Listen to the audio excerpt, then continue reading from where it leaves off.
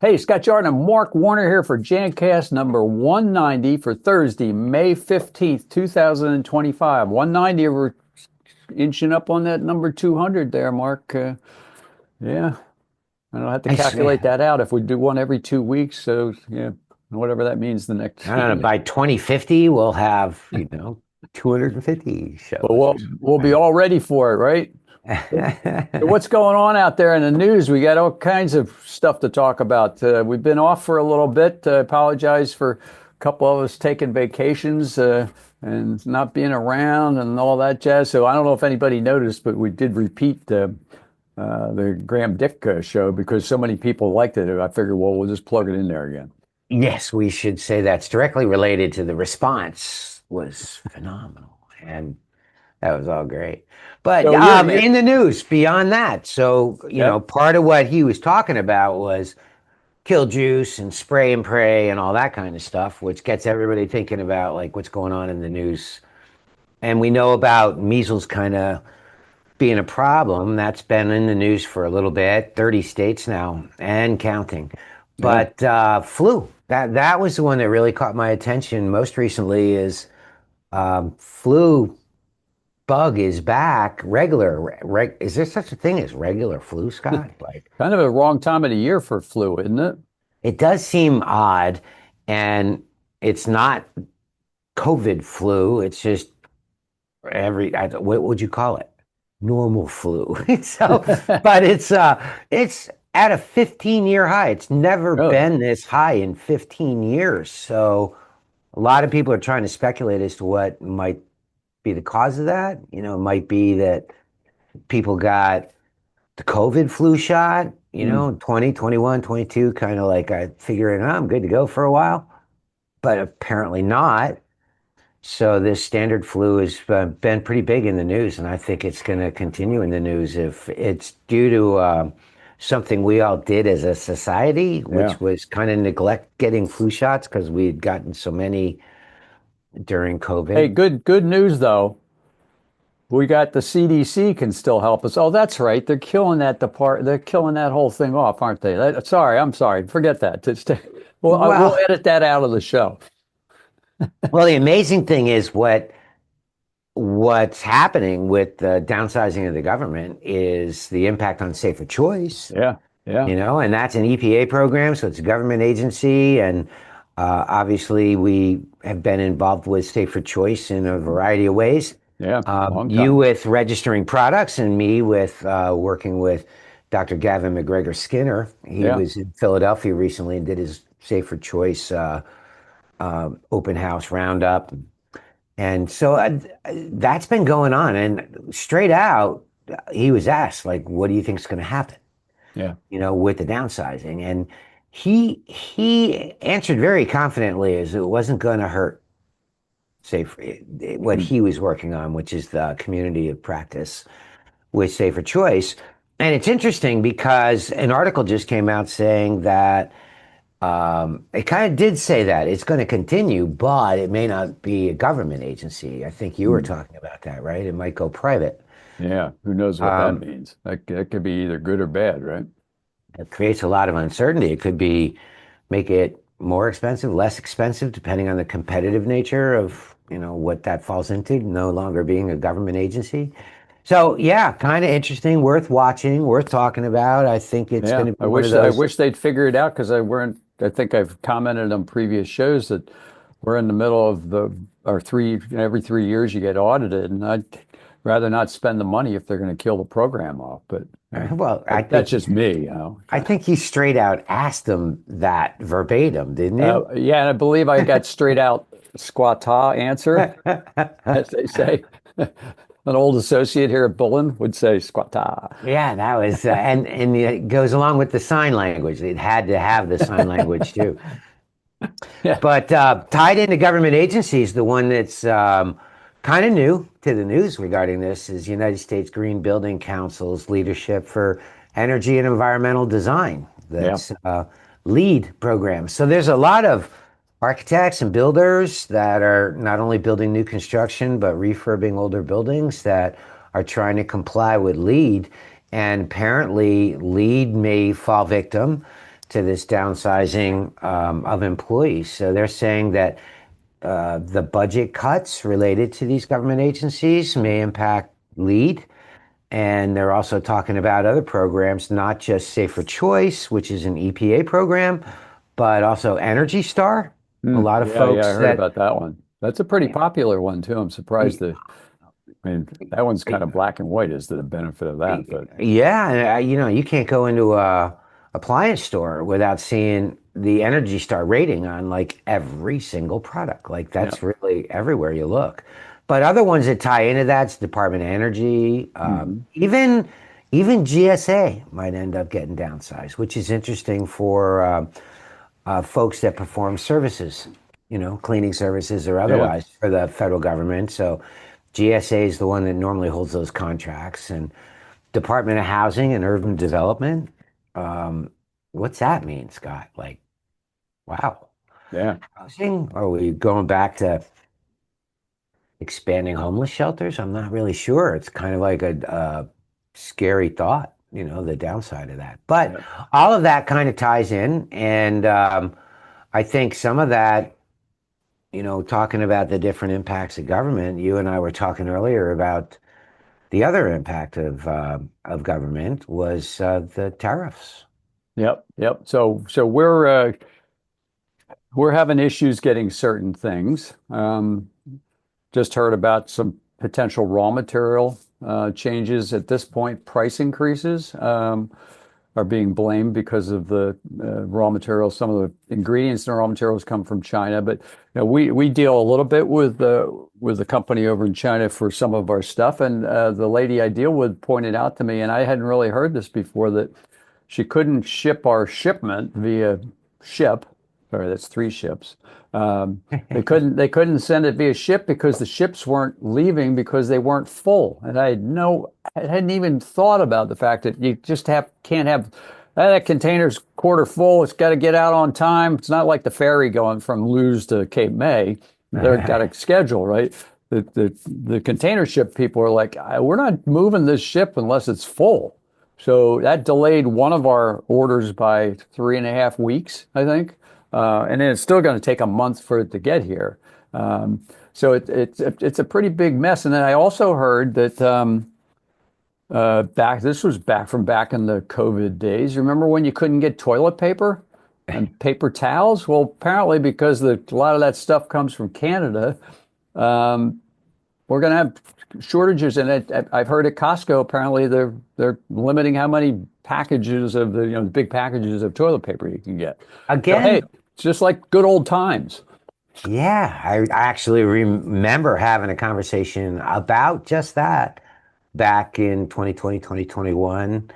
COVID was still fresh. I remember us wondering, well, what do they do if you grab two? Like arrest you? I Yeah, don't so know. for those of you that follow the Sunday Sales Blast, and I'll put a link in the show notes about it, I talked a lot about the whole supply chain thing. So if you forgot what we had to go through back then, remember, there's shortages. We had to put allocations in place for certain things. So I'm hoping it doesn't get that far. But even if the tariffs get resolved this week, which rumors are they may, we still have about a month period where ships didn't leave. So I imagine that'll hit us like in the end of the summer period.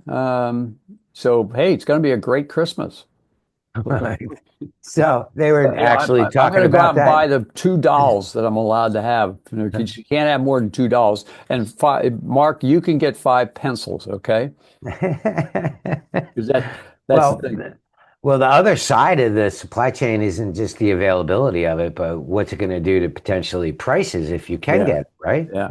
Yeah. So we have a friendly master distributor that is nice enough to provide via email on a regular basis coming price increases. And there's two significant ones that'll be effective on June 1st from two of our competing chemical companies, which they will remain nameless at this point, but they range anywhere from 9% to 140% increase. Yeah. Just crazy. I mean, that's like the same kind of thing we were going through back then, but at that point, it was only on disinfectants. Yeah. Well, the Uh, other things that I've heard are impacted by this that are also imported that people don't necessarily think about is some of the raw material that goes into cleaning products and disinfectants. So I know delimonene has always been thought of as being Yeah. rather unstable and fluctuates very dynamically, but there's others, and so there may be other impacts. Yeah. Hey, great. Really excellent news, huh?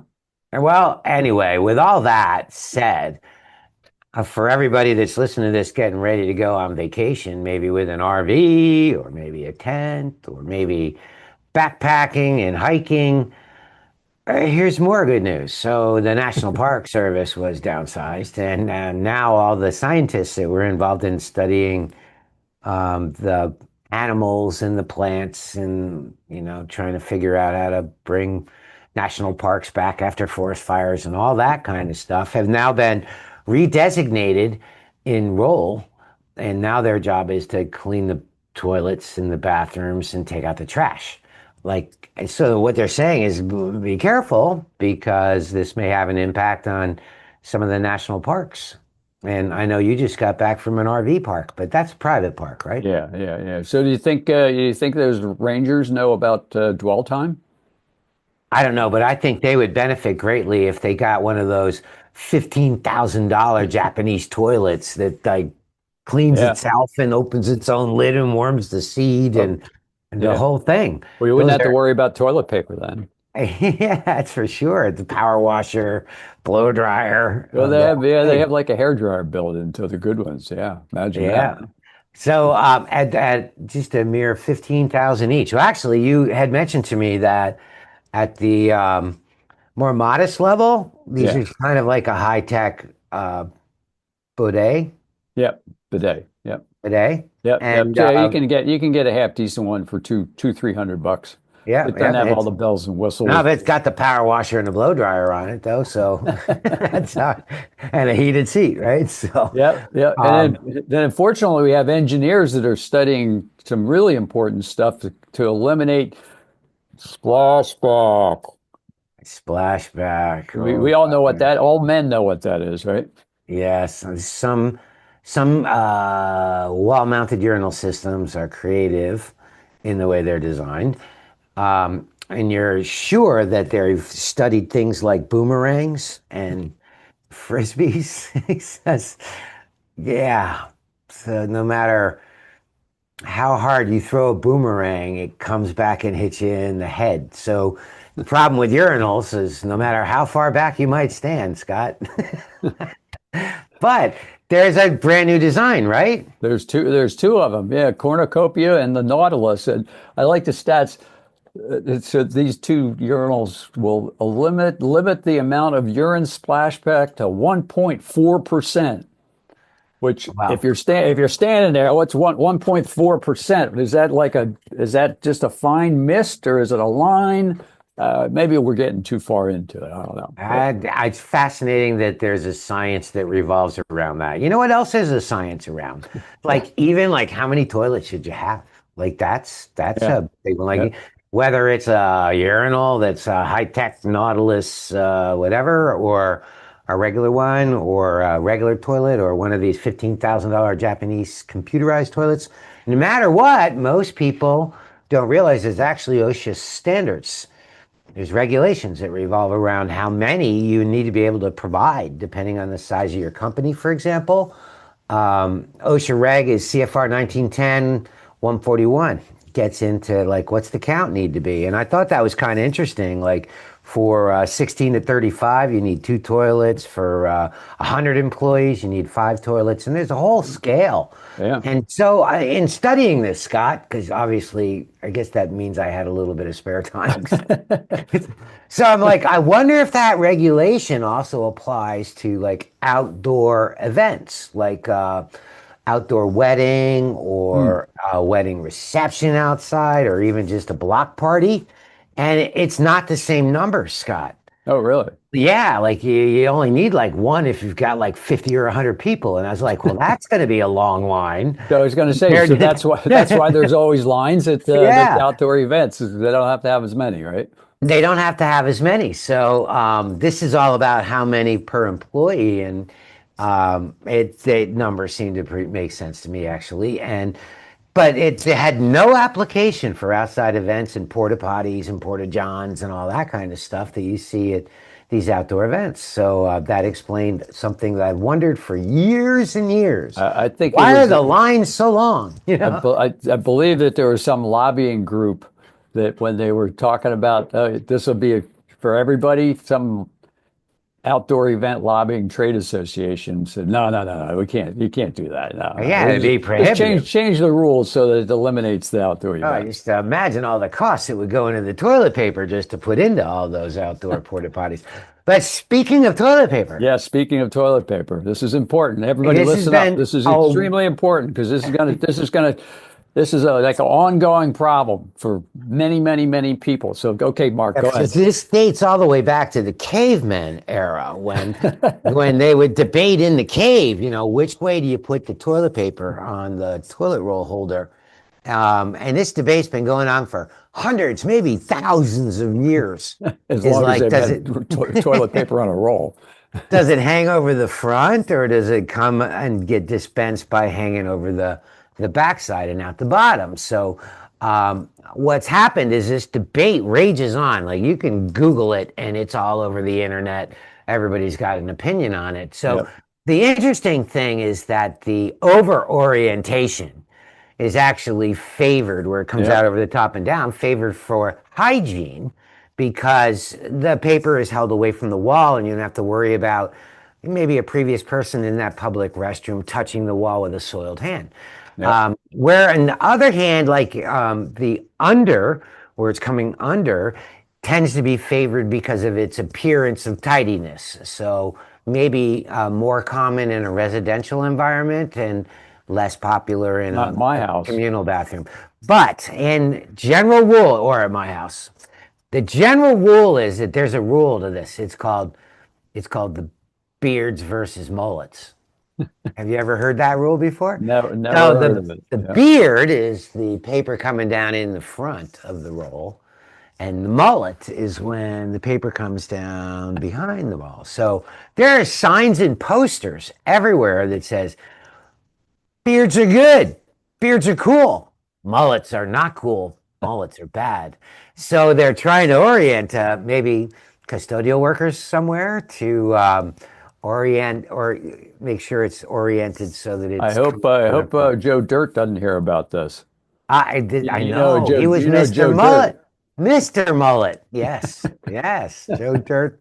Mullet was his middle name. I think we've done a real great service here. I mean, we talk about a lot of stuff over our last 190 shows, but to put some facts behind the way the toilet paper is supposed to be installed, I think this is like one of the biggest things we've ever reported on.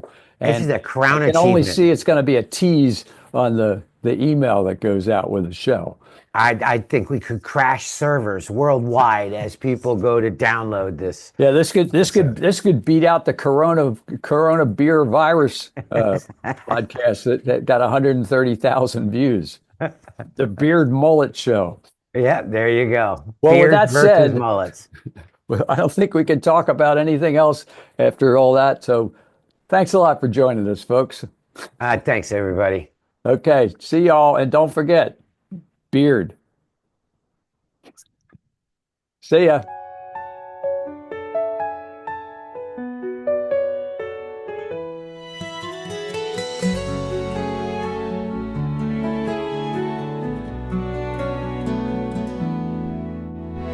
Tune in to Jancast time to clean the air. Sparkling ideas, you're aware. From the floors to the sky, let's make it new. Jancast will see this mission through. Jancast.com, where clean begins. Podcasting dreams where fresh wins. Eco thoughts and healthy spins. Jancast.com, let's dive in. Dust off the doubts and shine the day. Insights clear to light our way. From scrub to eco tips, bright and true. Jancast here for me and you. Jancast.com, where clean begins. Podcasting dreams where fresh winds.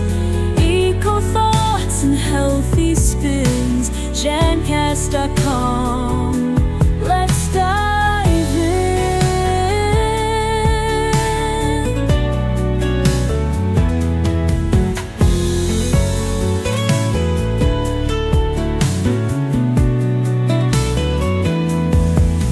Dust off the doubts and shine